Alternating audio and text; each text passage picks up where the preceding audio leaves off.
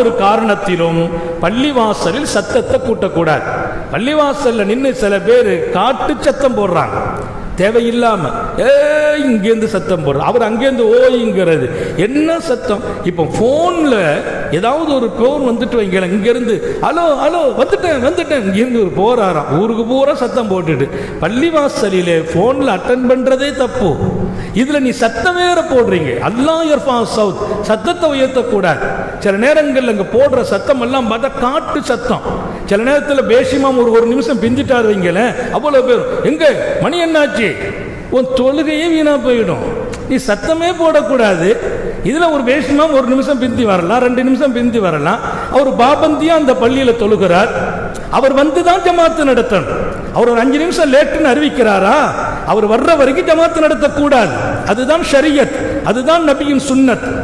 நம்ம வெளியில போறோம், ஒரு 5 நிமிஷம் லேட் ஆகுது, ஒரு 5 நிமிஷம் லேட்டு வந்துகிட்டு இருக்கோம்னா தொடர்ந்து இங்கே தொழுகிற ஆளு அங்கதான் நம்ம தொழ முடியும், வேற இடத்துல ஜமாத்து கிடைக்காது. அப்போ மக்கள் எதிர்பார்க்கணும், அந்த 5 நிமிஷம் வெயிட் பண்ணணும். வெயிட் பண்ண முடியலன்னா அவங்க புறப்பட்டு போயிடணுமே தவிர அந்த இமாம் அனுமதி இல்லாமல் இன்னொருவர் ஜமாத்து நடத்துவது குற்றம். அந்த இமாம் அனுமதி இல்லாமல் காமத்து சொல்லக்கூடாது. இப்படி ஒரு சுன்னத்தும் ஷரியத்தும் இருக்க, ஒரு நிமிஷம் லேட் ஆனா நிறைய பள்ளிவாசலில் சத்தம். சில பேர் மணியே பார்க்கிறது, ஒரு திருப்பி வெளியில பார்க்கிறது, வந்துட்டாரா, என்னப்பா கொண்டாட போறோம், ஒண்ணும் இல்ல, ஒரு 5 நிமிஷம் என்னைக்காவது. அப்போ இமாமுடைய அனுமதி இல்லாமல் இன்னொருவர் ஜமாத்து நடத்தக்கூடாது.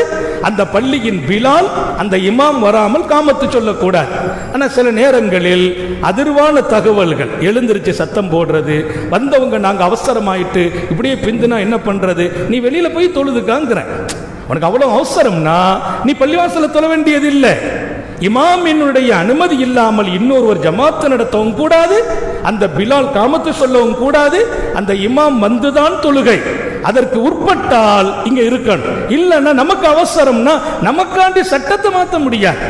ஆனால் நம்ம ஊரு சூழல், நாட்டு சூழல்லாம் டைம் பிக்ஸ் பண்ணிட்டோம். அதுல இமாமும் இருக்கிறார், பிலாலும் இருக்கிறார். என்னைக்கோ ஒரு நிமிஷம் 2 நிமிஷம் பிந்தும் போது சப்தம் உயர்த்தாமல் அமைதி காக்கணும், எழுந்திருக்கவும் கூடாது.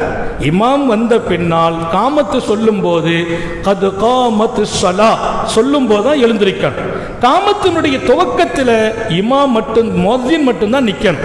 அல்லாஹு அக்பர் அல்லாஹ் அக்பர் காமத்து சொல்றாருன்னா அப்ப மக்கள் எழுந்திருக்க கூடாது, மக்கள் உட்கார்ந்து இருக்கணும். ஹய்யா அலா ஸலா அப்படின்னு சொல்லும் போது மக்கள் எழுந்திருக்கணும். இதை நிறைய இந்த வழிமுறைகள் எல்லாம் இன்றைக்கு பின்பற்றுறது இல்லை.